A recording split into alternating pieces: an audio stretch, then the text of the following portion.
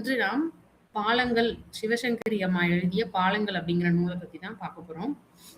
இது வந்து எப்போ வெளிவந்த நூல் அப்படின்னு பார்த்தீங்க அப்படின்னா 1983ஆம் வருடம் நான் பிறக்கிறதுக்கு முன்னாடியே ஃபர்ஸ்ட் வெளியில வந்த நூல் இது. 83ல 11ஆம் பதிப்பு வந்து டிசம்பர் 2007ல 11வது பதிப்பிச்சிருக்காங்க. இப்போ நம்ம வந்து 2026ல இருக்கோம். இந்த புத்தகம் நான் வந்து எங்க வாங்கினேன் அப்படின்னா, சென்னைக்கு வந்தப்போ இந்த பாலங்கள்ங்கிற புத்தகம் ரொம்ப சிறப்பு வாய்ந்தது அப்படின்னு சொல்லிட்டு எங்க அம்மா சொல்லி நான் இதை தேடி போய் ஒரு கடையில வந்து அந்த கடையவே தேடி கண்டுபிடிக்க எனக்கு ரொம்ப பெரிய சேலஞ்சா இருந்தது. அதை கண்டுபிடிச்சு போய் நான் அவங்க கிட்ட இருந்து இந்த புக்கை வாங்கிட்டு வந்தேன். இது வரைக்கும் எத்தனை தடவை படிச்சிருப்பேன்னு எனக்கே தெரியல. அவ்வளோ ஒரு நெருக்கமான ஒரு நாவல்னு சொல்லலாம் இதை. இதுல வந்து என்ன ஒரு வித்தியாசமான அப்ரோச்சா இருக்கும் அப்படின்னா, பெரும்பாலும் ஒரு நாவல்கள்லாம் தொடர்ந்து அப்படியே ஒரே ஃப்ளோல அப்படியே போயிட்டு 2-3 குடும்பங்கள் இல்ல 3-4 குடும்பங்களை வச்சு அந்த உறவினர்கள் இல்ல நண்பர்கள் அதை வச்சு அந்த கதை அப்படி முடிகிற மாதிரி அப்படி கொண்டு போயிருப்பாங்க. இதுல என்ன வித்தியாசமா இருக்கும் அப்படின்னா 3 வெவ்வேறு காலகட்டத்தை சேர்ந்த குடும்பத்தை பத்தின இதை வந்து கொண்டு வந்திருப்பாங்க. அதுவும் ஒரு இதை ஆரம்பிச்சு அதோட அது முடிஞ்சிரும் அப்படின்னு கிடையாது.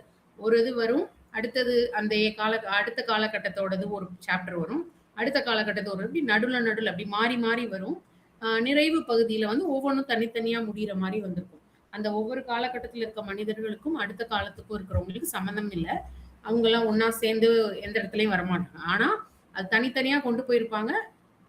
சாப்டர்ஸ்குள்ள மாறிக்கிட்டே வரும். அப்ப நம்ம அந்த சாப்டர் படிக்கும் பொழுது அந்த டைட்டில்ல வந்து இந்த எந்த வருஷத்துல இருந்து எந்த வருஷங்கிறத நம்ம பார்த்துக்கிட்டோம்னா நமக்கு தெளிவா புரியும். இதுல முதல்ல இது வந்து இதுக்கு வந்து எதை பேஸ் பண்ணி இவங்க எழுதியிருக்காங்க அப்படின்னா, இவங்க வந்து முதல்ல அந்த ரூட்ஸ் அப்படின்ற ஒரு ஹைலி அப்படிங்கிறவர் எழுதின ரூட்ஸ் அப்படிங்கிற புத்தகத்தை படிக்கும் பொழுதுதான் அவங்களுக்கு இந்த மாதிரி நம்மளுடைய வரலாற்றை நம்ம வந்து பதிவு செய்யணும் அப்படிங்கிறது அவங்க மனசுல ஆழமா பதிஞ்சிருக்கு. இது வந்து நான் எதுல தெரிஞ்சுக்கிட்டேன் அப்படின்னா, அவங்க வந்து ஒரு புத்தகத்துல தொடர்ந்து பேட்டி கொடுத்திருந்தாங்க. ஒவ்வொரு வாரமும் அவங்க நிறைய அவங்களுடைய இதை வந்து இதா கொடுத்திருக்கும் போது அதுல படிச்சு தெரிஞ்சுக்கிட்டப்பதான் இந்த பாலங்கள் உருவான கதை எனக்கு என்னன்னு தெரிஞ்சிச்சு. அப்ப அந்த ரூட்ஸ்ங்கிற கதையை படிச்சுட்டு அந்த ஒரு கருப்பினத்தவர் வந்து எப்படி தன்னோட வரலாறு தெரிஞ்சுக்கணும் அப்படின்னு இது பண்ணாரோ அது போல நம்மளுடைய வரலாறு நமக்கு தெரியணும்ன்ற அந்த தேடல்ல ஆரம்பிச்சதுதான் இந்த புத்தகம் அப்படின்னு சொன்னாங்க. அதுக்கு நிறைய பேருக்கு அவங்க வந்து நன்றி சொல்லியிருக்காங்க ஆரம்பத்துல. இதுல வந்து 1907 அப்படிங்கிறது ஒரு குரூப். ஒரே நிமிஷம். 1907ல இருந்து 1931 வரைக்கும் ஒரு கதை. அதுக்கப்புறம் வந்து 1940ல இருந்து 64 வரைக்கும் ஒரு கதை. மன்னிக்கவும். அதுக்கப்புறம் பாத்தீங்கன்னா 65ல இருந்து 98 வரைக்கும் நடக்கிறதா 3 கதைகள். இதுல முதல் கதை எப்படி அப்படின்னு பாத்தீங்கன்னா, அந்த சின்ன வயசுல கல்யாணம் பண்ணி கொடுத்துருவாங்க இல்லையா, அந்த மாதிரியான ஒரு டைப். அந்த டைம்ல 1907 இண்டிபெண்டன்ஸ்க்கு முன்னாடி நடந்த ஒண்ணு. சிறு வயதிலேயே குழந்தைகளுக்கு, பெண் குழந்தைகளுக்கு கல்யாணம் ஏஜ்டம் பண்றதுக்கு முன்னாடியே கல்யாணம் பண்ணி கொடுத்துருவாங்க. இப்ப அதுக்கு எப்படி போய் அந்த மாப்பிள்ளை வீட்டுல பேசுவாங்க, என்னென்ன சீரெல்லாம் செஞ்சு கொண்டு போய் அந்த மாப்பிள்ளை வீட்டுல பேசி கல்யாணம் ஃபிக்ஸ் பண்ணுவாங்க, எப்படி அவங்க வீட்டுல எல்லாம் வேலை நடக்குது, காலையில எந்திரிச்சு எப்படி காஃபி போடுறதுல இருந்து தொடங்கி எப்படி அந்த பெண்மணி வீட்டு தலைவியா இருக்கிறவங்க எப்படி நடந்துக்கிறாங்க அப்படிங்கிறதெல்லாம்.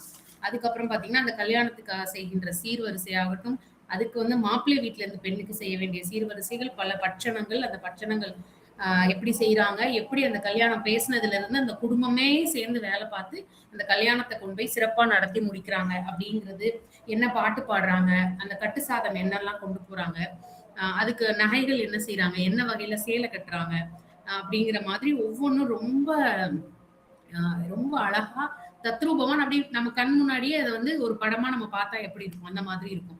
அந்த கல்யாணம் ஃபிக்ஸ் ஆயிட்டா எல்லார் வீட்லயும் மாவு அரைப்பாங்க, பொடி செய்வாங்க, எல்லாமே செய்யற மாதிரி அந்த வடாமுக்கு எப்படி மாவு உருட்டி வைக்கிறது, எப்படி வந்து மருதாணி வச்சுக்கிறது, எல்லாம் இது பண்றதுன்னு ஒவ்வொன்றும் அவ்வளோ டீட்டெயிலா அவங்க வந்து சொல்லியிருக்காங்க. அதெல்லாம் படிக்கும் பொழுது நமக்கு ஆசையா இருக்கு, இந்த மாதிரி எல்லாம் கூட காலகட்டம் இருந்திருக்கு.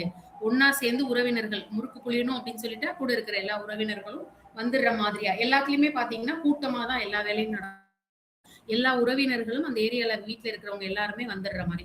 அப்ப அந்த பொண்ணு கல்யாணம் வந்து இது பியூபர்ட்டி ஸ்டேஜ் வர்றதுக்கு முன்னாடி அந்த காலத்துல கல்யாணம் முடிஞ்சிருது. அதுக்கப்புறம் கல்யாணம் முடிஞ்சு எல்லாம் பண்ணிட்டு அந்த பொண்ணை வந்து அவங்க அம்மா வீட்டுக்கே கூட்டிட்டு வந்துருவாங்க. திருப்பி அவங்க வந்து எப்போ ஏஜ் அட்டெண்ட் பண்றாங்களோ அதற்கான ஃபங்க்ஷன் எல்லாம் வச்சு முடிச்சதுக்கு அப்புறம் முறையா அவங்களை வந்து அவங்களுடைய கல்யாணம் மாப்பிள்ளை வீட்டுல கொண்டு போய் விடுறதுக்கான சடங்குகள் எல்லாம் திருப்பி செஞ்சு அதுக்கப்புறம் கொண்டு போய் விடுற மாதிரியான கதை அம்சம். அப்ப எப்படி நடக்குது என்ன அப்படிங்கிறது எல்லாமே இதுல வந்து தெளிவா கொடுத்துருக்காங்க. இதுல வந்து நம்ம பார்க்க வேண்டியது என்னன்னா, பெரும்பாலும் அந்த தாத்தாவோ, இல்ல யார் அந்த பெரியவங்க இருக்காங்களோ, அவங்க சொல்றத எத்தன பசங்க இருந்தாலும், பசங்களும் சரி, மருமகளும் சரி, எல்லாரும் கேட்கிற மாதிரி. அந்த அவங்க சொல்றத அந்த குழந்தைகளும் கேட்கிற மாதிரி. அந்த மாதிரியான ஒரு காலகட்டமா இருந்தது. எல்லாரும் அந்த அவங்கவங்க வேலை என்னவோ அத பார்க்கிறது. கூடவே காலையில இருந்து வீட்ல எப்படி நம்ம சாமி கும்பிடணும், எப்படி நம்ம வந்து சாப்பிடறதுக்கு முன்னாடி சாமி கும்பிடணும், ஒவ்வொன்னுமே ரொம்ப அழகா எக்ஸ்பிளைன் பண்ணியிருப்பாங்க. அதுக்கப்புறம் பார்த்தீங்க அப்படின்னா, அந்த கதையில இப்படி அந்த பொண்ணு வந்து கல்யாணம் ஆகி வராங்க. கல்யாணம் ஆயிட்டு திருப்பி இங்க கூட்டிட்டு வந்துறாங்க. அதுக்கப்புறம் கொஞ்ச நாள் கழிச்சு அவங்க ஏஜ் அட்டெண்ட் பண்றாங்க. அதுக்கு செய்ய வேண்டிய சீரெல்லாம் செஞ்சு, அப்ப கல்யாணம் ஆயிடுச்சு இல்லையா? இப்ப அந்த மாப்பிள வீட்ல போய் தான் என்னைக்கு இந்த பொண்ணுக்கு தண்ணி ஊத்தணும்ன்றது கூட டிஸ்கஸ் பண்ணி கொண்டு வர மாதிரி, அதெல்லாம் அழகா கொண்டு வந்திருப்பாங்க. அதெல்லாம் முடிச்சு அந்த பொண்ண கல்யாணம் அந்த மாப்பிள வீட்ல அனுப்பி, அங்க அவங்களுடைய வாழ்க்கை அங்க தொடங்குது.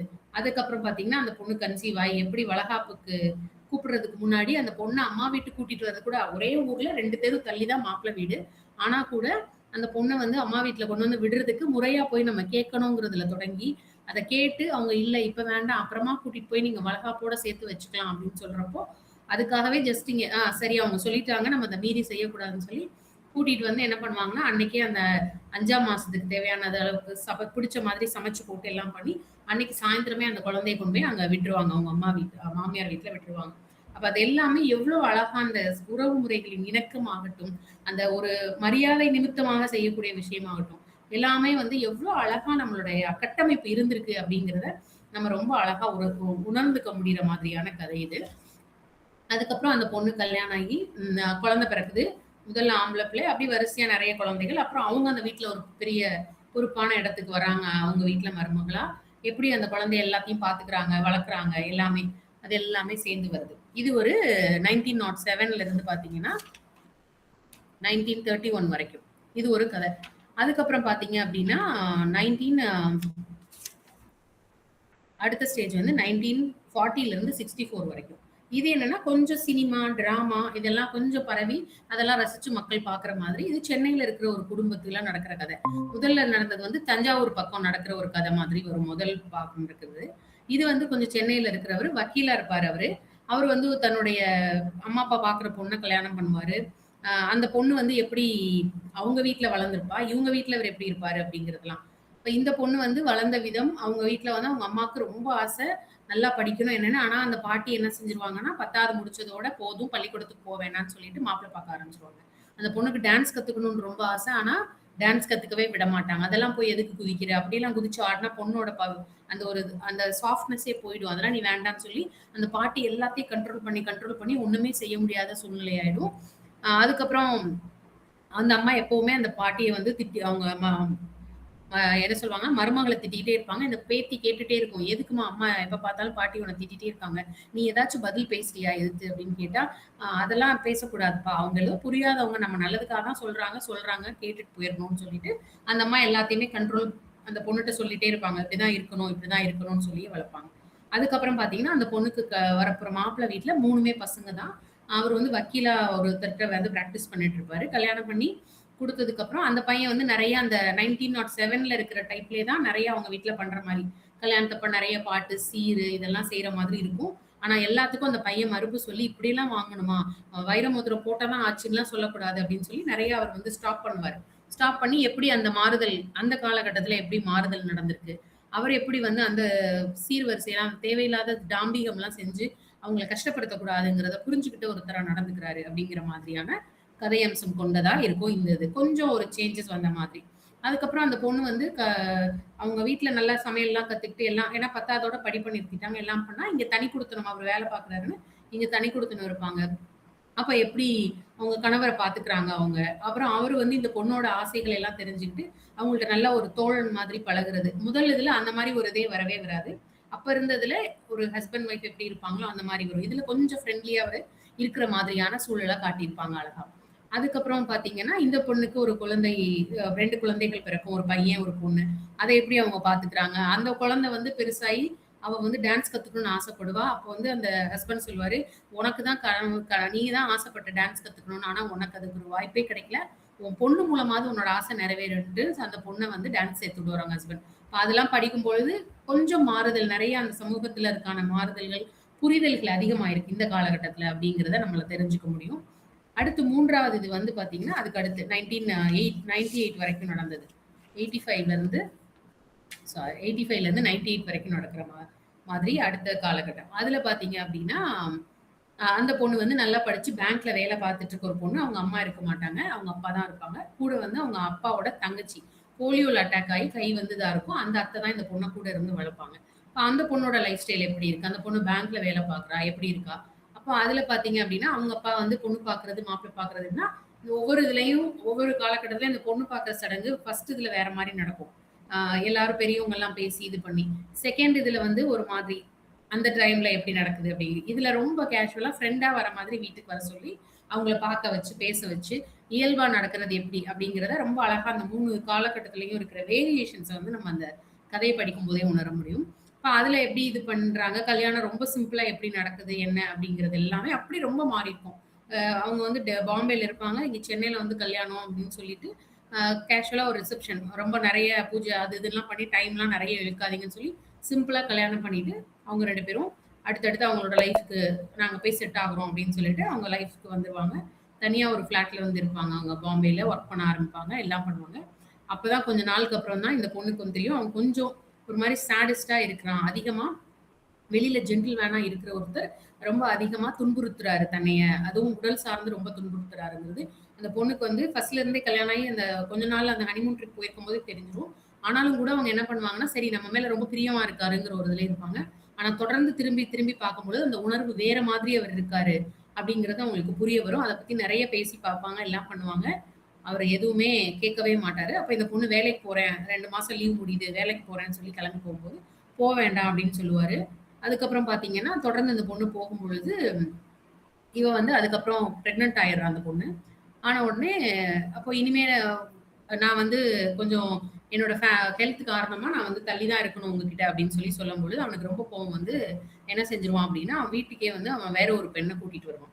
அத பார்த்துட்டு இந்த பொண்ணு மொத்தமா கோவமாயி அவளோட திங்ஸ் எல்லாம் எடுத்துட்டு அவங்க அம்மா வீட்டுக்கு போயிடுவா. அப்பா வீட்டுக்கு போயிடுவா. அதுக்கப்புறம் அவங்க அப்பா கிட்ட போயிட்டு விவரத்தெல்லாம் சொல்லி முடிச்சுட்டு, நான் டைவர்ஸ் பண்ண போறேன் அப்படின்னு சொல்லிருவா. அப்போ என்ன பண்றதுன்னு தெரியாது அவங்க அப்பாவுக்கு. எப்படி இத ஹேண்டில் பண்றதுன்னு தெரியாது.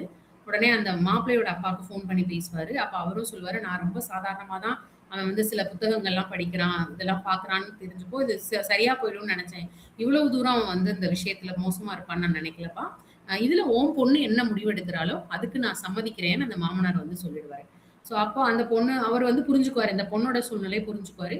ஆனா வந்து அவங்க அம்மா தான் கொஞ்சம் தள்ளி போடலாமா? அவங்க அம்மா கிட்ட சொல்லும்பொழுது அவங்களும் ரொம்ப இது பண்ணுவாங்க, வருத்தப்படுவாங்க. ஆனா ஒண்ணுமே செய்ய முடியாது. இந்த பொண்ணு உறுதியா இருப்பாங்க அவங்க முடிவுல. அதுக்கப்புறம் பார்த்தீங்க அப்டின்னா, அதுக்கான கேஸ்லாம் இது பண்ணி அந்த கேஸோட இது வரும். வர டைம்ல இந்த பொண்ணுக்கு வந்து குழந்தை ஒரு பெண் குழந்தை பிறந்து 50 நாள். அப்ப ஆஃபீஸ்லயும் வேலைய வந்து மாத்தி கேட்டிருப்பா. வேற ஊர்ல எனக்கு போடுங்கன்னு சொல்லி, அந்த பொண்ணு டெல்லிக்கு போய் அங்க மாறுதல் பண்ணி, அங்க வேல பார்க்கலான்னு போகும்போது, கரெக்ட்டா 50 நாள் குழந்தை. அந்த குழந்தைய தூக்கிட்டு அங்க போய் இருப்பாங்க. அப்போ ஆஃபீஸ்ல வேலை பார்த்துட்டு ஜாயின் பண்ணிட்டு இருக்கும்போது, வேலைக்கு ஆள் சேர்ப்போம்ன்னு சொல்லி, வீட்டுக்கு வேலைக்கெல்லாம் ஆள் சேர்த்து எல்லாம் ரெடி பண்ணிருவாங்க. அப்ப இந்த அப்பாவும், அந்த அத்தையும் சொல்லுவாங்க, "நாங்க இருந்து பார்த்துக்கிறோம். அ இல்ல நீ எங்க கூட வந்துரு. அங்க இருந்து பார்த்துக்கோ" அப்படின்னு கேட்டதுக்கு, "இல்ல அது உங்க ஊரு. நீங்க அங்க போயிருங்க. இது என்னோட லைஃப். என் குழந்தை நான் தான் பார்த்துக்கணும். நான் மேனேஜ் பண்ணிக்குவேன்" அப்படின்னு சொன்ன உடனே, "இந்த குழந்தைய எங்க கிட்ட குடுத்துரு. நாங்க பார்த்துக்கிறோம்" அப்படின்னு சொன்னா, "இல்ல நீங்க இப்ப உங்க வயசான காலத்துல நீங்க ரெஸ்ட் எடுங்க" அப்படின்னு சொல்லி சொல்லியிருப்பா. கடைசியில பார்த்தா என்ன ஆகும்னா, இந்த குழந்தைய இவ பார்த்துட்டு, இவ ஆஃபீஸ் போவா. வேலைக்கு ஒரு ஆள் கிடைச்சுருவாங்க. அவங்க நல்லா பார்த்துக்குவாங்க. இவ பாட்டுக்கு அவளோட ஆஃபீஸ் வேலைய பார்த்துட்டு இருப்பா. அப்ப அவ எப்படி ஆஃபீஸ் கிளம்புறா? எப்படி ட்ரெஸ் பண்ணிக்கிறாங்க? எல்லாம் பார்க்கும்போது, அந்த ஒரு மாடர்ன் ஸ்டேஜ்க்கு வந்துரும். எப்படி போல்டா ஒரு பொண்ணு வந்து தனியா தன்னோட லைஃப்ப லீட் பண்றாங்கங்கிறதெல்லாம் நம்ம நல்லா உணர்ந்துக்க முடியும். அதுக்கப்புறம் பார்த்தீங்கன்னா, அந்த பையன் வந்து அவளோட மாப்பிள்ளை டைவர்ஸ் ஆயிருச்சு, எல்லாம் ஆயிடுச்சு. ஆனா, அவன் இங்க வந்து திருப்பி பேச வருவான். பேச வரும்பொழுது இவ திட்டி அனுப்பிச்சுருவா. அப்போ நான் வந்து உன்ன எப்படி வேணாலும் உன்ன டென்ஷன் ஆக்கணும்னா நான் என்ன வேணாலும் பண்ணுவேன். அப்படின்னு சொல்லிட்டு மிரட்டிட்டு போயிருவான். உடனே இந்த பொண்ணு என்ன பண்ணுவாங்க, உங்க அப்பாவையும் வர சொல்லி இது பண்ணிட்டு, கடைசியில அவங்க அப்பா கிட்டயே இந்த குழந்தைய குடுத்து விடுற மாதிரி ஆயிடும். தனியா அந்த குழந்தைய அவங்க அப்பா பாட்டியும், அந்த தாத்தாவும் வளர்க்கறதுனால, அந்த பொண்ணு ரொம்ப அடமன்ட்டா எல்லாத்துலயும் இதா இருக்கிறதுனால, அவங்க கிட்ட செல்லமா விட்டோம்னா சரியா வராதுன்னு சொல்லிட்டு, அவ கொண்டு போய் ஹாஸ்டல்ல சேர்த்துருவா. ஏன்னா இவளும் பேங்க் வேலை நிமித்தமா அடிக்கடி மாறுதல் ஏற்படுறதுனால, குழந்தைய இது பண்ண முடியாதுன்னு சொல்லிட்டு ஹாஸ்டல்ல விட்டுருவாங்க. அது அப்படியே தொடர்ந்து அந்த பொண்ணு எப்படி வளரணும்னா, ரொம்ப இண்டிபெண்டன்ட். எல்லா டெசிஷனும் அதுவே எடுத்து, அதுவே வளர்ற மாதிரியான ஒரு சூழல். தன்னோட அம்மா கிட்ட தான் ஏஜ் அட்டெண்ட் பண்ணிட்டோம்னு கூட சொல்லாத மாதிரியான ஒரு சூழல். லீவ் வரும். ஆனுவல் லீவ் வரும்போது அந்த பொண்ணே லெட்டர் எழுதிரும். நான் ஃப்ரெண்ட் வீட்டுக்கு இந்த ஊருக்கு இந்த வருஷம் போறேன், அந்த ஊருக்கு இந்த வருஷம் போறேன்னு சொல்லிட்டு, அதுவே லெட்டர் எழுதிட்டு ஃப்ரெண்ட் வீட்டுக்கு போயிடுற மாதிரி போகும். அப்ப அவங்க வந்து ஒரு தடவ அவங்க லீவுக்கு வந்திருக்கும் பொழுது அத பார்த்துட்டு, "என்னம்மா இத யூஸ் பண்ணிட்டு இருக்கன்னு?" கேட்டா, "ஆமாம்மா எதுக்கு யூஸ் பண்ணுவாங்களோ அதுக்கு தான் யூஸ் பண்றேன்" அப்படின்னு சொல்லும். உடனே இவங்களுக்கு பயங்கர ஷாக் ஆயிடும். "ஏன்பா என்கிட்ட சொல்லவே இல்ல?" அப்படின்னு கேட்பாங்க அந்த அம்மா. உடனே அந்த பொண்ணு சொல்லும், "இது எதுக்கு நான் சொல்லணும்? இது என்னோட பெர்சனல் விஷயம். நான் எதுக்கு உங்ககிட்ட சொல்லணும்?" அப்படின்னு சொல்லி அது கேட்கும். அப்போ அதெல்லாம் வந்து தப்புன்னும் சொல்ல முடியல, கரெக்ட்ன்னு சொல்ல முடியல. அந்த பொண்ணோட இது நம்மளோட வழக்கப்படி நம்ம அதெல்லாம் சில இதெல்லாம் இது பண்ணி நம்ம கொண்டாட்டமா செய்றோம், எல்லாம் பண்றோம். எல்லாருக்கும் தெரியப்படுத்தணும்னு நினைக்கிறோம். ஆனா சிலது வந்து பெர்சனல் தானே. இது எதுக்கு சொல்லணுன்ற கேள்வியும் நம்ம மனசுக்குள்ள எழுந்து அந்த கேள்வி வராம இல்ல. இப்போ என்ன ஆகுது அப்டின்னா, இப்ப இந்த 3 இதுலயுமே வந்து ஓரளவுக்கு அந்த கதையோட இது வந்து போக்கு இதுதான். ஒவ்வொன்லயும் இந்த மாதிரி இருக்கு. இப்போ திருப்பி நம்ம முதல் இதுக்கு வரேன். இப்ப 3 இதோட காலகட்டத்திலே இருக்கிற டிஃபரன்ஸஸ் உங்களுக்கு சொல்லிட்டேன். இப்ப முதல் இதுக்கு குழந்தைகள். அதே மாரி உங்க மச்சான்ட அடுத்த அப்பா, அம்மா கணவரோட தம்பி, அண்ணன் அவங்க எல்லாருக்குமே பெரிய குடும்பமா இப்படி போயிட்டே இருக்கு. அப்ப இந்த குழந்தைக்கு அடுத்து இந்த பையனுக்கு ஏதோ ஒரு விசேஷம் வைக்கணும் அப்படின்னு சொல்லி கூப்பிடும் பொழுது, இப்ப எல்லாருமே லெட்டர் எழுத ஆரம்பிச்சுருவாங்க. எங்க வீட்ல ஆஃபீஸ்ல வேலை இருக்கு. மாடு கண்ணு போகுது. நான் வரமாட்டேன். அப்படிங்கிற மாரி கொஞ்சம் அங்கேயே மாறுதல் வரும். முதல்ல ஏதாவது ஒரு இதுன்னு கடிதாசி போட்டோம்னா, உடனே அடிச்சு புடிச்சு வர உறவினர்கள்லாம், இப்ப எனக்கு நேரம் இல்ல, அது இல்லன்றாங்க. மனுஷனே வேண்டான்ற அளவுக்கு வந்துருச்சான்னு அப்பவே அந்த 1948லயே வந்து பேசுற அளவுக்கு மாற்றங்கள் வந்துரும். அப்போ அந்த ஃபங்ஷன்லாம் முடிஞ்சதுக்கு அப்புறம் பார்த்தீங்க அப்டின்னா, அந்த கணவர் வந்து ஒரு நாள் தோப்புக்கு போகும்பொழுது, ஒரு மாரி தல சுத்துற மாரி இருக்குன்னு சொல்லிட்டு திருப்பி வருவாரு. கொஞ்சம் தண்ணி கொண்டு வான்னு சொல்லி இது பண்ணி கொண்டு வந்து குடுக்கும்பொழுது, அவரு வந்து இறந்து போயிடுவாரு.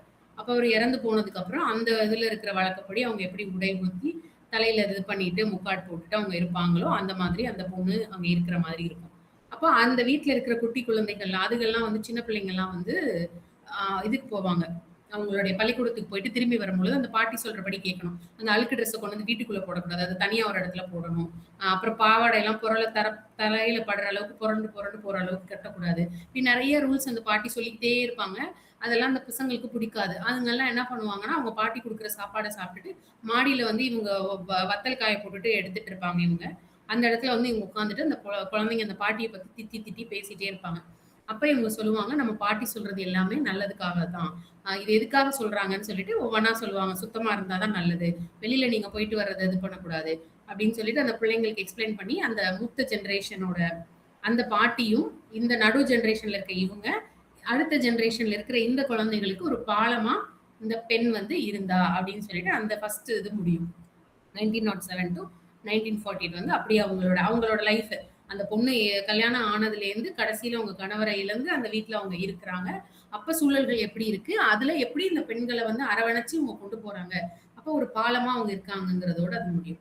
அடுத்து அதே மாரி 2வது இதுல பார்த்தீங்க அப்படின்னா, நான் ஏற்கனவே சொன்ன மாரி தன்னோட மகளுக்கு டான்ஸ்லாம் ரொம்ப பிடிக்கும். அதுக்காக அவர் டான்ஸ் எல்லாம் படிக்க வைப்பாரு, எல்லாம் பண்ணுவாரு அப்படின்னு சொல்லி வரும். அந்த பொண்ணுக்கு இதெல்லாம் பண்ணுவாங்க. அப்ப அவங்க பாட்டி, தாத்தா ஊர்ல இருந்தெல்லாம் வரும்பொழுதும், அம்மாவ ஏதாவது சொல்லிட்டே இருப்பாங்கன்னா, அந்த பொண்ணு கேட்கும். எதுக்கு இருந்தாலும் எங்க அம்மாவ ஏன் திட்டிட்டே இருக்கீங்க நீங்கன்னு, நேரடியாவே அந்த பாட்டிகிட்ட கேள்வி கேட்கும். அப்போ இவங்க அதுக்கும் திட்டுவாங்க அந்த பாட்டி. அவங்க போனதுக்கப்புறம் இந்த பொண்ணு சொல்லுவா, "அப்படிதான் சொல்லுவாங்கம்மா. நம்ம நல்லதுக்காக தான் சொல்றாங்க. நீ கேட்டுக்கணும்." அப்படின்னா, "நீ கேட்டுக்கிறன்னா நான் ஏம்மா கேட்டுக்கணும்?" அப்படின்னு சொல்லி அந்த பொண்ணு திருப்பி அவங்க அம்மா கிட்ட கேள்வி கேட்கும். அப்ப இதெல்லாம் நெறைய இது நம்ம லைஃப்ல நம்ம வந்து இதெல்லாம் கிராஸ் பண்ணி வந்திருப்போம். சிலது நம்ம அம்மா வந்து அவங்க மாமியார், மாமனார் சொல்லும்போது கேட்பாங்க. ஆனா இப்ப நம்ம கொஸ்டின் கேட்கிறோம் நெறைய இது. அம்மா கிட்ட ஏன் இப்படி கேட்கிறீங்க நீங்க? அது உங்களுக்கு பிடிக்கலன்னா கேட்க வேண்டியதானலாம் நம்ம கேட்டுருப்போம். ஸோ அந்த இதெல்லாம் நமக்கு வந்து ஞாபகம் வர்ற மாதிரியான காட்சிகள். ஏன்னா அந்த காலகட்டம் அந்த மாதிரி.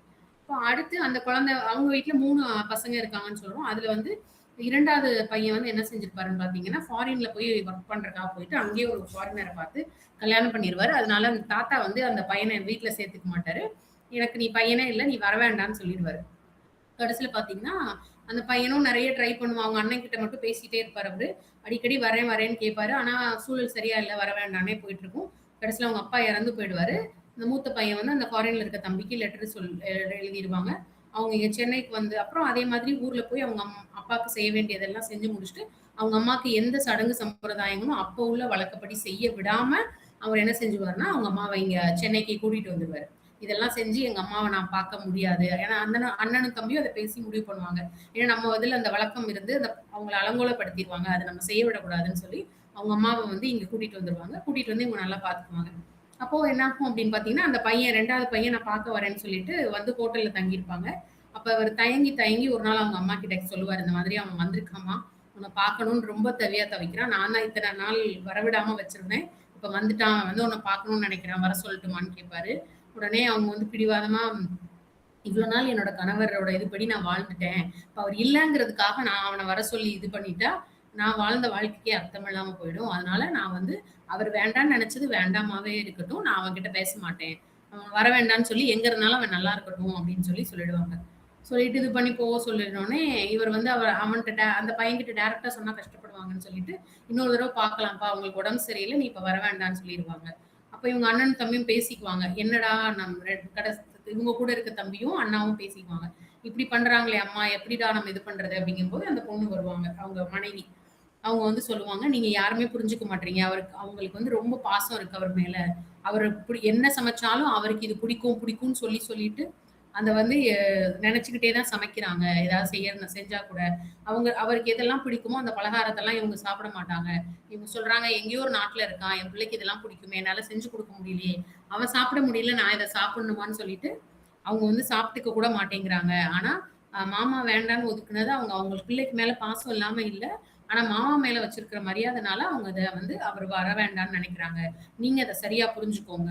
அம்மா வந்து கோவத்துல எல்லாம் அவர் வந்து வர வேண்டான்னு சொல்லல. இதுதான் உண்மையான நிலைன்னு சொல்லிட்டு, அந்த முந்தின ஜெனரேஷன் அந்த பாட்டிக்கும், இந்த ஜெனரேஷன்ல இருக்க அந்த மகன்களுக்குமான அந்த பிணைப்பு வந்து கெட்டுடக்கூடாது. ஏன்னா, அவங்க அம்மாவ நல்லா பார்த்துக்கணும் அவங்க அப்டி சொல்லி, இந்த மருமகள் வந்து எப்படி அந்த இடத்துல பாலமா இருக்காங்கங்கிறதோட, அந்த பகுதி வந்து நிறைவு பெறும். அடுத்து அந்த 3வது பகுதியில, இப்ப அந்த பொண்ணு வந்து ஹாஸ்டல்ல வளருது. எல்லாமே அதுவே பார்த்துக்குது இல்லையா?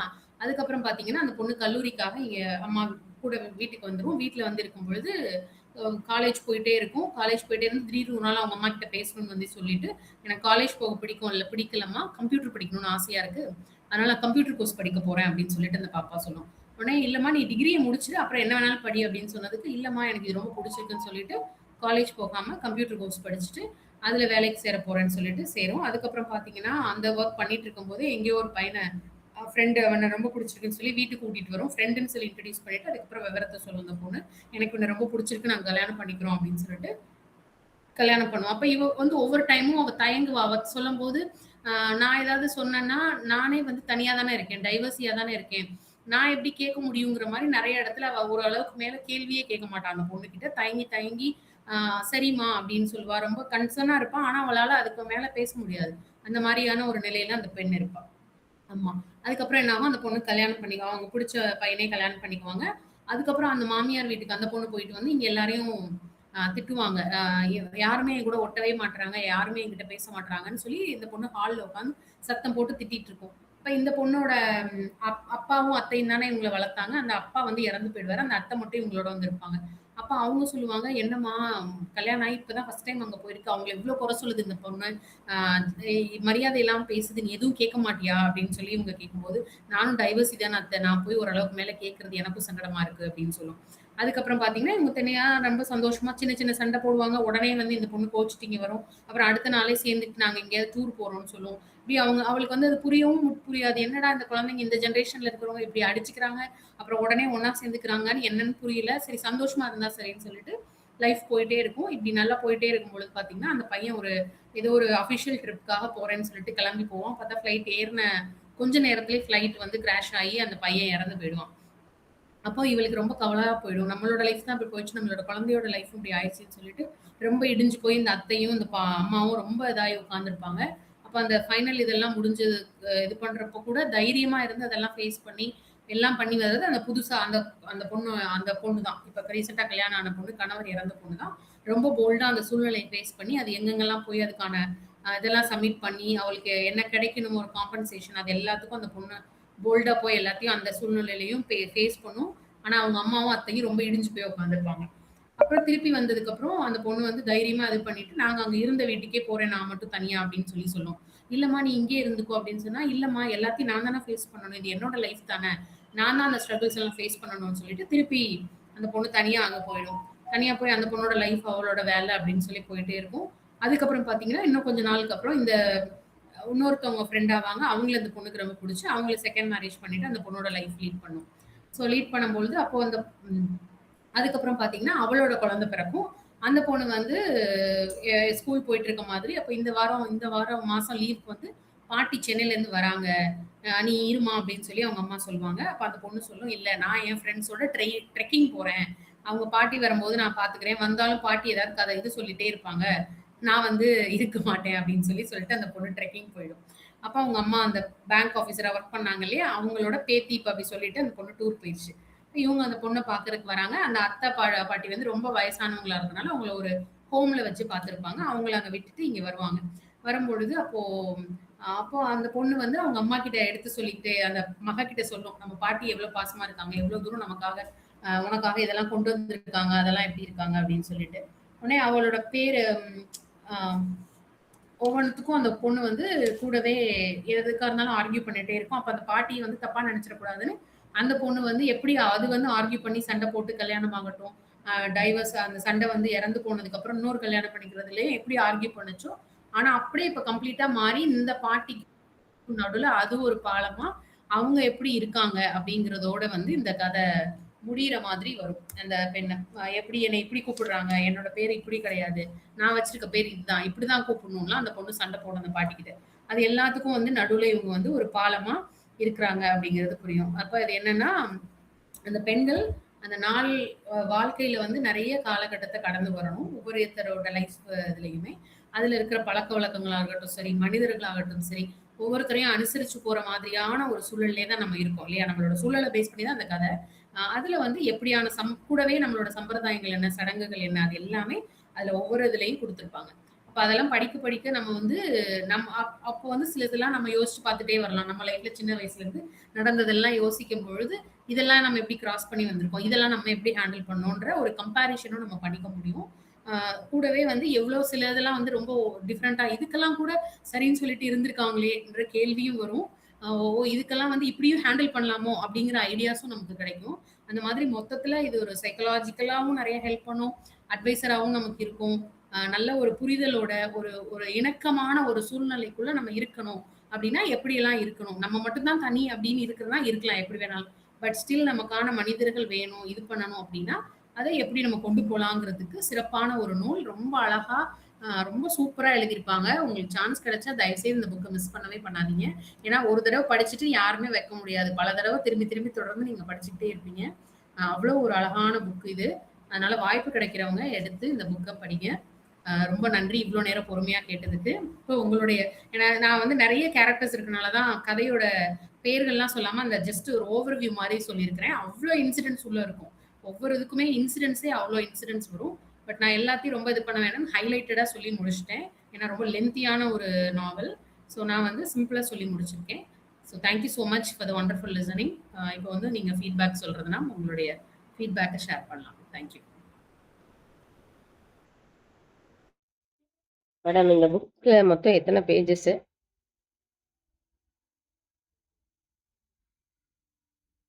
340 பக்கம் மேடம். என்கிட்ட இருக்கிற புக்கு. ஓகே ஓகேங்க. 340. இதுக்கப்புறம் எதுவும் பதிப்புகள் வந்திருக்கான்னு எனக்கு தெரியல. 340. ஓகே மேடம், நம்ம நல்லா ப்ரெசென்ட் பண்ணீங்க. அதாவது மேம் கேக்குதா மேம்? கேக்குது, கேக்குது. சொல்லுங்க மேம்.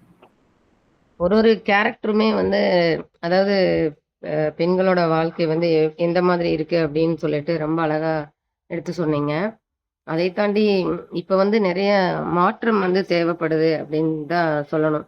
இந்த சடங்கு சம்பிரதாயம் அதை வச்சுக்கிட்டு பெண்களை வந்துட்டு நிறைய விஷயங்கள் பண்றது, அது அவங்க எவ்வளோ ஹர்ட் பண்ணும் அப்படிங்கிறத வந்து இப்ப இருக்கிற ஜெனரேஷன் புரிஞ்சுக்கிட்டு அதெல்லாம் வந்து கொஞ்சம் ஸ்டாப் பண்ணிக்கலாம் அப்படிங்கிறது ஒண்ணு.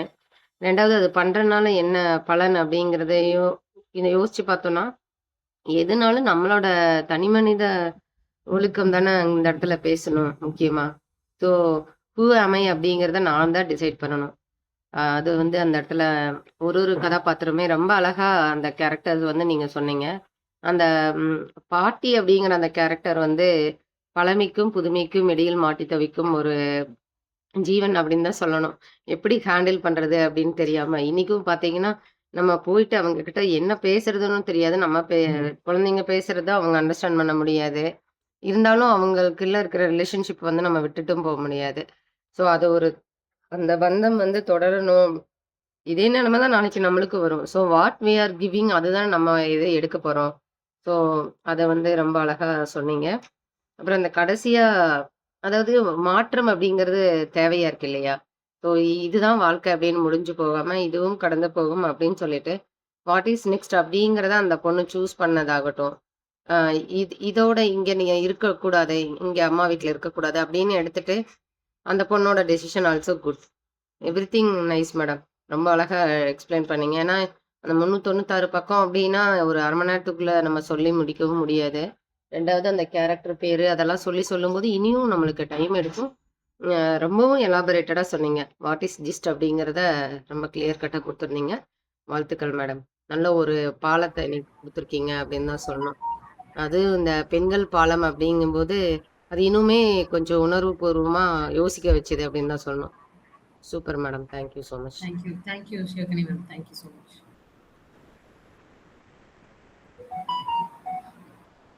இந்த புத்தகம் வந்து எனக்கு எங்க அம்மா தான் சொன்னாங்க. அவங்க கல்லூரி படிக்கும் பொழுது இந்த புத்தகம் படிச்சிருக்காங்க. அது எங்க அம்மாக்கு யார் சொன்னாங்கன்னா, அவங்க தம்பி, எங்க தாய் மாமா அவங்க வந்து சொல்லியிருக்காங்க. இந்த மாதிரி ஒரு புத்தகம்க்கா, நான் படிச்சேன். நீ படி நல்லா இருக்கும். அவங்க ரொம்ப புக்ஸ் வாசிப்பாங்க. எங்க அங்கிள் நல்லா புக் படிப்பாங்க. எங்க அம்மாவும் நல்லா புத்தகம் வாசிப்பாங்க. அவங்க சொல்லி எங்க அம்மா படிச்சுட்டு, ரொம்ப சூப்பரா இருக்கு. இந்த புக் ஆனா நான் எங்கேயோ மிஸ் பண்ணிட்டேன். அதனால நீ எப்படியாவது தேடி இத கண்டுபிடிச்சு இந்த புக்க படி அப்படின்னு சொல்லிட்டு, அவங்க மூலமா தான் எனக்கு இந்த புக் ரீடிங் ஹேபிட்டே வந்துச்சு. அவங்க சொன்னதுக்கப்புறம் நான் சென்னைக்கு வந்தப்போ, இந்த புக் சொல்லிட்டே இருப்பாங்க என்கிட்ட. வேலைக்காக சென்னைக்கு வந்தப்போ, அப்போ இவ்ளோ ஷாப்ஸ் நமக்கு எங்க போட்டா கூகுள்ல போட்டு தேடி எங்க கிடைக்கும்லாம் கண்டுபிடிக்க முடியாது இல்லையா? ஸோ நான் ஒரு கடையா போய் தேடி டி நகர்ல ஒரு கடைய கண்டுபிடிச்சு, அங்க சொல்லி இந்த புக்க வாங்குனேன். அதுக்கப்புறம் தான் எனக்கு இவங்கள அறிமுகமே சிவசங்கரி அம்மா அறிமுகமே இந்த பாலங்கள் புத்தகம் மூலமா. அதுக்கப்புறம் அவ்ளோ புத்தகம் அவங்களோடத தேடி, தேடி, தேடி, தேடி படிச்சேன். அவ்ளோ சிறப்பான ஒரு எழுத்து. அப்படியே நம்மள கட்டி போட்டுருன்னு தான் சொல்லணும் அவங்களோட எழுத்துக்கள். அவ்வளவு சிறப்பான ஒரு எழுத்துக்கள். அதனால தயவுசெய்து யாரும் ட்ரை பண்ணணும், ரீடிங்ல என்ன பண்ணணும்னு யோசிச்சீங்கன்னா, சிவசங்கரி அம்மாவோட புத்தகங்கள எடுத்து படிங்க.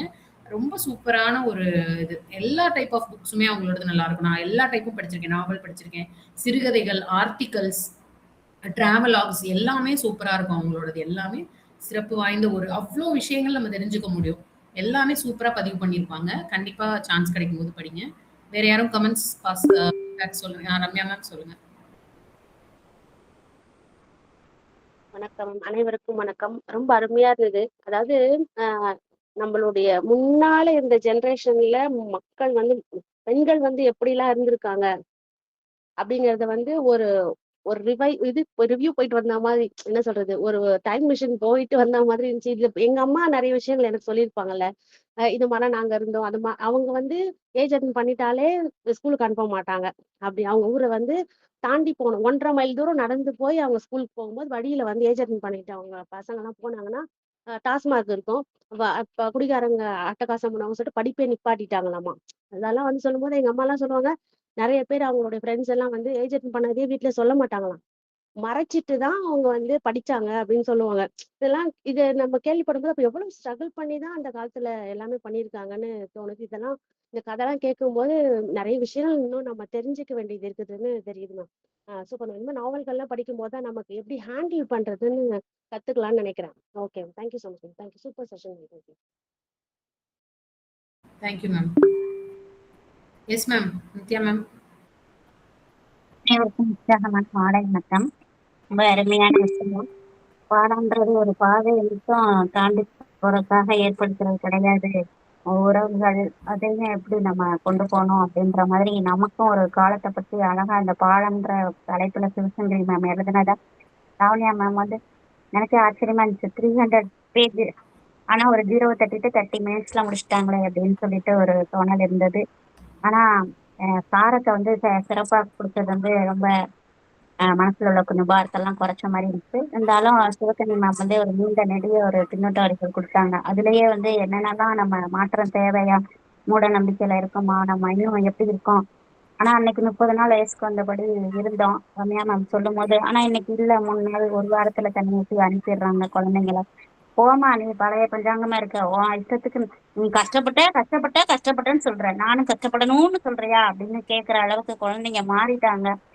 ஆனா அவங்களுக்கு நாம அதை என்னன்னு புரிய வைக்கணும்னு, மதிப்பை தெரிய வைக்கணுன்றதுக்காக ஒரு பஸ் வந்தா கூட ஒரு ஃப்ரீ பஸ் வரட்டும், ரொம்ப லேட்டா ஆகட்டும்னு சொல்லிட்டு ஆட்டோல ஏறாம காத்திருப்புனா என்ன, பொறுமையான என்ன.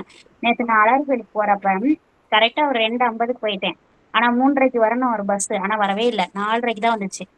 ஆனா அங்க எனக்காக எதிர்முனையில காத்துக்கிட்டு இருந்தவங்க, நீ வேணா போப்பா, உன் நேரத்தை வேற நான் பறிச்சிட்டேன் அப்படின்னு சொன்னாங்க. நான் அப்பயும் சோர்ந்து போல, பரவாயில்ல நான் வந்த பஸ்லயே வர்றேன் அப்படின்னு சொல்லிட்டு நான் போய் பெருமாளை பார்த்துட்டு தான் வந்தேன். அதனால காத்திருப்புன்றது நமக்கு சவாலா தான் இருக்குது.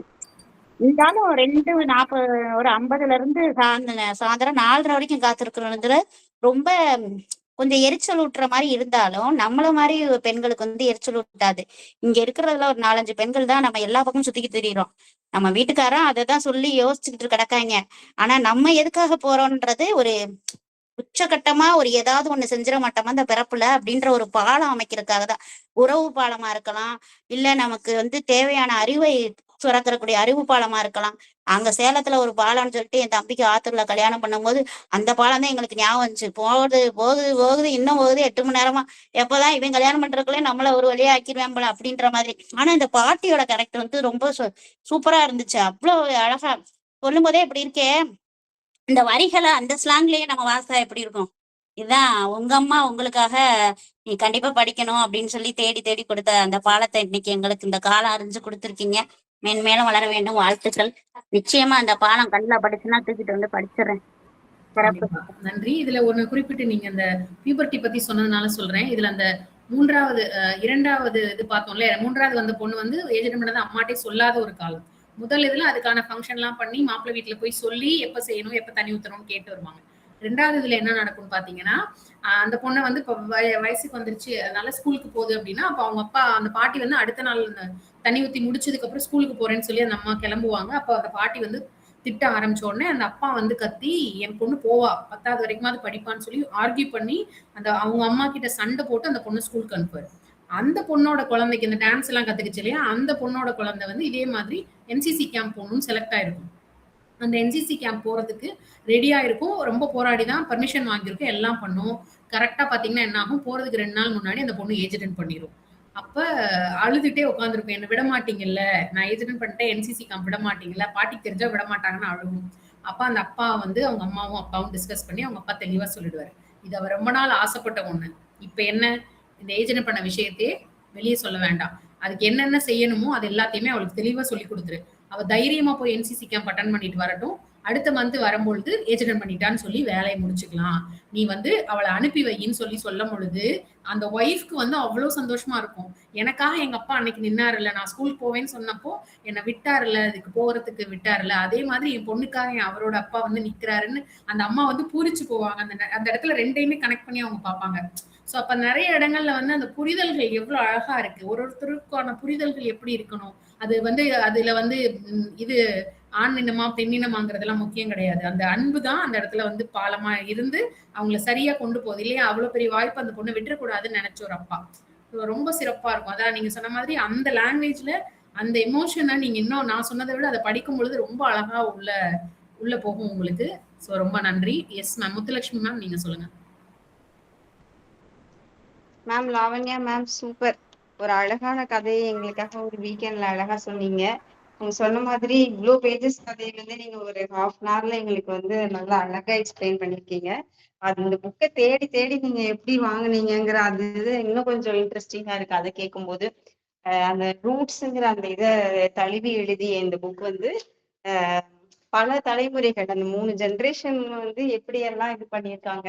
அது அவங்க வீட்டுல நடக்கிற ஃபங்க்ஷன்ஸ், அந்த அந்த ஃபங்க்ஷனுக்கு வந்து செய்யற சீர், அதுக்கு அவங்க ப்ரிப்பேர் பண்றது, ஃபங்க்ஷனுக்கு முன்னாடி ப்ரீ ப்ரிப்பரேஷன், போஸ்ட் ப்ரிப்பரேஷன் எல்லாமே ரொம்ப அருமை மேம். அது வந்து நிஜமாவே அந்த ஒரு அந்த அந்த ஒரு ஃபங்க்ஷனுக்குள்ள நாங்க அதை சுத்தி இருக்கிற மாதிரியே ஒரு ஃபீலிங் அப்படியே எங்களை ஃபீல் பண்ண வச்சது. நீங்க அதெல்லாம் சொல்லும் போது அந்த பேக் பண்றது அது இது எல்லாம் சொல்லும் போது ரொம்ப நல்லா இருக்கு மேம். Very nice. கண்டிப்பா இந்த புக்கை படிக்கணும் அப்படின்னு சொல்லி தோணி இருக்குது. கண்டிப்பா இப்போ இது ஈஸியா கிடைக்கும்னு நினைக்கிறேன். இந்த புக்கு ட்ரை பண்றேன் மேம். Very nice.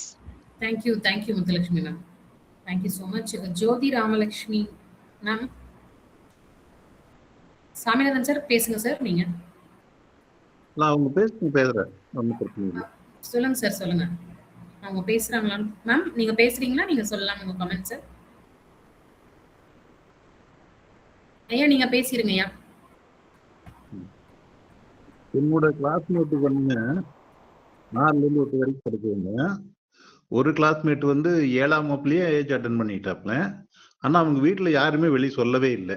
ஆனா மத்தவங்க வீட்ல எல்லாம் நடந்திருக்குன்னா அந்த அம்மா அப்பா எல்லாமே பிரபலப்படுத்துவாங்க.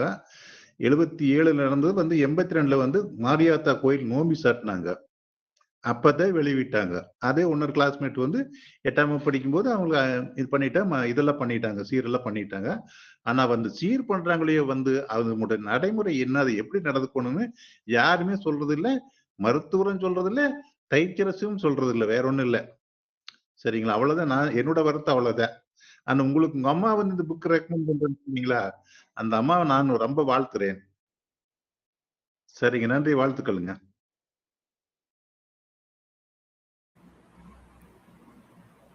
லாவண்யா மேம், சொல்லுங்க மேம். அது மாதிரி அந்த உங்களுக்கு இந்த கதையில வந்த 2 ஜெனரேஷன் அப்பாவுமே வந்து அருமை மேம். அவங்கதான் வந்து real hero of the story அப்படி சொல்லலாம். ஒரு ஸ்ட்ராங் டிசிஷனை டக்குன்னு எடுத்துட்டு இம்ப்ளிமெண்ட்டும் பண்றதுக்கு, ஏன்னா அவங்க துணை இல்லாம அதை இம்ப்ளிமெண்ட் பண்ண முடியாது இல்லையா? அதுதான் வந்து அந்த பெரிய ஊன்றுகோலா இருந்தது. Very nice ma'am. அதே மாதிரி அந்த இன்னொரு 3 ஜெனரேஷன்ல அந்த பொண்ணு டைவர்ஸ் பண்றேன்னு சொல்லுவாங்க இல்லையா? ஹஸ்பண்ட் வந்து ரொம்ப என்ன பிசிக்கலா டார்ச்சர் பண்றாருன்னு சொல்லும் பொழுது, அது சரியா ஏன்னா அவர் அப்பா மட்டும் தான் இருக்காரு, அம்மா இல்ல. பட் அதை எப்படி அவங்க வந்து ஹேண்டில் பண்ணாரு? அவர் வந்து ரொம்ப எமோஷன் ஆவாரு. பட் ஸ்டில் அத கண்ட்ரோல் பண்ணி, அந்த பொண்ணுக்கு தேவையான சப்போர்ட் அந்த இடத்துல குடுத்து, அவர் கூட நிப்பாரு அந்த பொண்ணு கூட. ஸோ இதெல்லாம் பார்க்கும்பொழுது, அந்த ஒரு சப்போர்ட் வந்து கண்டிப்பா எல்லா சைட்ல இருந்தும் நமக்கு இருக்கணும் அப்படிங்கிறது தான். இத வந்து அந்த பாலங்களா நம்ம இருக்கலாம். as long as everybody is ready to connect with the பாலம். அத வந்து புரிஞ்சுக்கணும். வரமாட்டேன்னு சொல்லி மேட்டுக்கு ஒரு பக்கம், எதுக்கு ஒரு பக்கம் இருக்கிற ஆளுக்கு பாலமா இருக்க வாய்ப்பே இல்ல நம்ம. அந்த பாலத்தோட இணையணுன்ற இதுவும் எல்லாருக்கும் இருந்தா மட்டும் தான் அந்த இணைப்பு சாத்தியமாகும். அதையும் நம்ம புரிஞ்சுக்கணும். இந்த காலகட்டத்துல அது சாத்தியமாங்கிறதையும் நம்ம யோசிக்க வேண்டியதா இருக்கு. ஜோதி ராமலட்சுமி மேம், நீங்க பேசுறதுன்னா உங்க மைக் ஆன் பண்ணிட்டு பேசலாம். வணக்கம் மேம். வணக்கம். ரொம்ப லாஸ்டா ஜாயின் பண்ணேன். ஃபுல்லா கேட்கல. ஆனா கடைசி கொஞ்சத்தை கேட்டேன். நிஜமாவே ரொம்ப நல்லா இருக்கு. படிக்கணும்ன்ற ஆசையா இருக்கு. இப்போ சண்டே வந்து தமிழ் திசையில வந்து அந்த சிவசங்கரி அம்மாவோட சேர்ந்தே சிந்திப்போம்னு ஒரு வந்துட்டு இருக்கு. சண்டே ஒருவேளை பேப்பர் பார்க்க முடியாட்டாலும் அதெல்லாம் சேர்த்து வச்சு பார்க்கணுன்ற மாதிரி ஒரு 5 வாரத்துக்குள்ளதான் பார்க்க முடியாம வச்சிருக்கிறேன். நீங்க சொல்ற ஸ்டோரியும் எனக்கு ரொம்பவே இப்பவே படிக்கணும்னு ரொம்ப ஆசையா இருக்கு. கண்டிப்பா ட்ரை பண்ணணும், ஆர்டர் பண்ணணும். நீங்க சொல்றது ரொம்ப என்னமா அழகா நீங்க பேப்பர்ல சொன்னீங்க மேம். வருதுங்களா? அது என்ன இன்ஃபர்மேஷன்மா? பேப்பர்ல வருதுங்களா? அது சேர்ந்தே சிந்திப்போம் அப்படின்னு சொல்லி பெண்களுக்காக தான் எழுதுறாங்க. சிவசங்கரி அம்மா தான் எழுதுறாங்க. எதுல மேம் வருது? ஹிந்து தமிழ் திசை. ஹிந்து தமிழ் திசை. ஓகே ஓகேமா. சண்டே வருது மேம். அதுவே ரொம்ப நல்லா இருக்கு. பெண்களுக்காக நிறைய விஷயம் சொல்றாங்க. ஒவ்வொரு வாரமுமே ரொம்ப அருமையா இருக்கு. நான் ஒரு 5 வாரம் மிஸ் பண்ணிட்டேன். ஆழியார் அங்கெல்லாம் போயிருந்தோம். அதனால கொஞ்சம் மிஸ் பண்ணிட்டேன். இப்போ நான் திரும்பி எடுத்து அதை ஸ்டார்ட் பண்ணணும். Okay ma'am. நீங்க எந்த குரூப்ல இருந்து வந்தீங்க? முடிஞ்சா எனக்கு அது ஒரு போட்டோ மட்டும் அனுப்ப முடியுமாமா? அனுப்புறேன் மேம். கண்டிப்பா நான் கலந்துரையாடுவோம் இருக்கிறேன். கலந்துரையாடுவோம்ல இருக்கீங்களா? சரிங்கம்மா, கண்டிப்பா. ஹிந்து தமிழ் திசையில வருது. ஆமா. Okay ma'am.